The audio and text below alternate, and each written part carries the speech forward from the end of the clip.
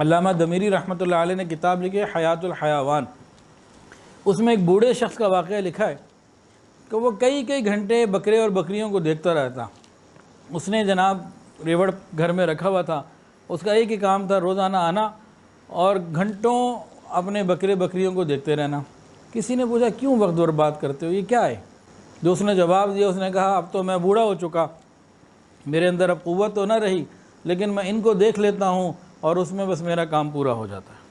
حضرت عمر فاروق رضی اللہ تعالی عنہ، جن کے بارے میں رسول اللہ صلی اللہ علیہ وسلم کی گواہی موجود ہے کہ عمر کی زبان پہ حق بولتا ہے، عمر کے راستے میں شیطان نہیں آتا، بہت بڑی ہستی کے مالک ہیں۔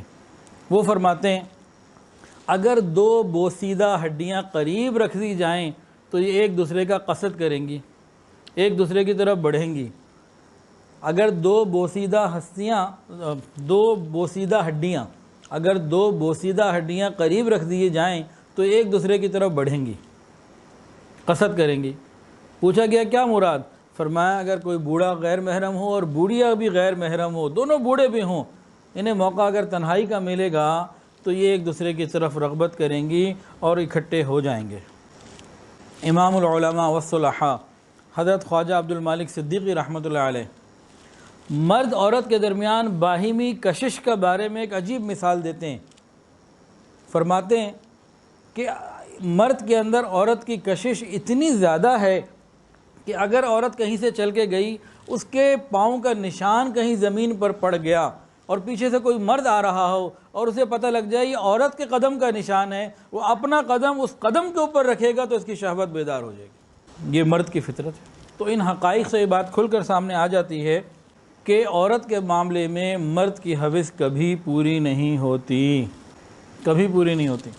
جہاں اسے موقع ملتا ہے تو یہ پھر ٹرائی کرتا ہے، پھر کوشش میں لگتا ہے۔ یہ کتابوں میں ایک واقعہ لکھا ہوا ہے، کافی پرانے زمانے کی بات ہے۔ ریلوے اسٹیشن کے اوپر ایک گاڑی لیٹ ہو گئی تو ایک نوجوان تھا، اس نے بھی سفر پہ جانا تھا تو ٹرین لیٹ تھی، تو ایک کمرے میں بیٹھا تو اندر ایک برقعے کے اندر، مکمل برقعے کے اندر ایک عورت تھی، اکیلی، اور باقی کمرے میں اور کوئی نہیں تھا۔ شٹل کاک برقعے کا وہ زمانہ تھا۔ اب یہ بڑا خوش ہو گیا، اب یہ اس سے سلام کرے، بات کرے، اس کے قریب ہونے کی کوشش کرے، کہ ابھی تو کئی گھنٹے ہیں تو چلو ذرا میں بات چیت کرتا ہوں۔ پھر اس کو کہے جی میں آپ کے لیے کوئی پانی پینے کی چیز، کوئی سکنجمین کوئی چیز لے کر آؤں، وہ سر ہلا کے منع کرے، وہ بات نہ کرے، یہ اصرار کرتا رہے، وہ انکار کرتی رہے۔ بہرحال اس کے زیادہ اصرار پہ اس نے کہا لے آؤ۔ یہ گیا، بڑے شوق سے گیا، دوڑا گیا اور جناب جا کے لا کے اس نے وہ پیش کر دیا، اس نے وہ پی لیا۔ اس کو خوشی ہوئی کہ چلو ایک معاملہ آگے بڑھا، تو پھر اور بات کرنے کی کوشش کی۔ پھر تھوڑی دیر بعد کہنے لگا جی پھل کی ریڑھی بھی قریب ہے تو آپ کے لیے کوئی پھل لے کر آؤں۔ اب یہ کہتا رہا لے لیں، کر لیں، کھا لیں، آپ کی مہربانی، وہ منع کرتی رہی۔ جب اس نے کافی منع کر دیا، اس نے پوچھا منع کیوں کر رہی ہیں آپ؟ اس نے کہا میرے دانت ہی نہیں، 80 سال کی عمر ہے میری۔ اس نے جیسے ہی جملہ سنا تو وہاں سے دوڑ ہی لگا دی۔ اس نے کہا سکنجمین پہ پہلے پیسے میں نے ضائع کر دی۔